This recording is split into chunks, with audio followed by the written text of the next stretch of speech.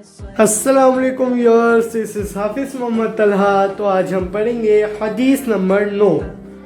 تو آج کی ہماری حدیث ارکان اسلام کے بارے میں ہے۔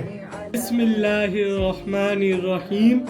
قال رسول اللہ صلی اللہ علیہ وسلم بنی الاسلام علی خمس شہادت ان لا الہ الا اللہ وَأَنَّ مُحَمَّدًا عَبْدُهُ وَرَسُولُهُ وَإِقَامِ الصَّلَاةِ وَإِيتَاءِ الزَّكَاةِ وَالْحَجِّ وَصَوْمِ رمضان۔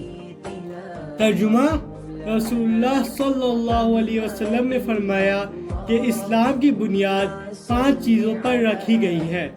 پہلا، اس بات کی گواہی دینا کہ اللہ تعالیٰ کے سوا کوئی عبادت کے لائق نہیں اور حضرت محمد صلی اللہ علیہ وسلم اللہ کے بندے اور رسول ہیں۔ دوسرا، نماز پڑھنا۔ تیسرا، زکوٰۃ دینا۔ چوتھا، حج کرنا۔ اور پانچواں، ماہ رمضان کے روزے رکھنا۔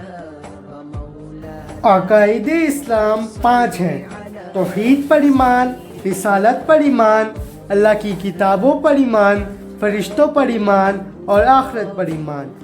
ان چیزوں پر ویسا ہی ایمان ہونا چاہیے جیسا کہ قرآن و حدیث نے ہماری رہنمائی فرمائی ہے۔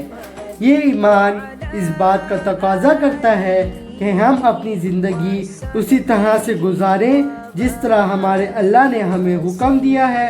وہ احکامات کیا ہیں جن پر عمل کر کے دنیا اور آخرت میں نجات حاصل کر سکتے ہیں؟ ان کے بارے میں اس حدیث میں بتایا گیا ہے کہ وہ 5 چیزیں ہیں جن کو ارکان اسلام کہا جاتا ہے، جن پر عمل کرنا ہمارے ایمان کا حصہ ہے، جن میں سے کسی ایک رکن کو چھوڑنا اسلام کی عمارت کے کسی ستون کو گرانے کے برابر ہے۔ ایمان کی حیثیت بیج ہوتی ہے۔ اگر بیج درست ہو تو وہ زمین سے ضرور اگتا ہے۔ اسی طرح اگر کسی مسلمان کا ایمان مضبوط ہے تو اس سے ارکان اسلام کی ادائیگی کا عمل ضرور ظاہر ہوگا۔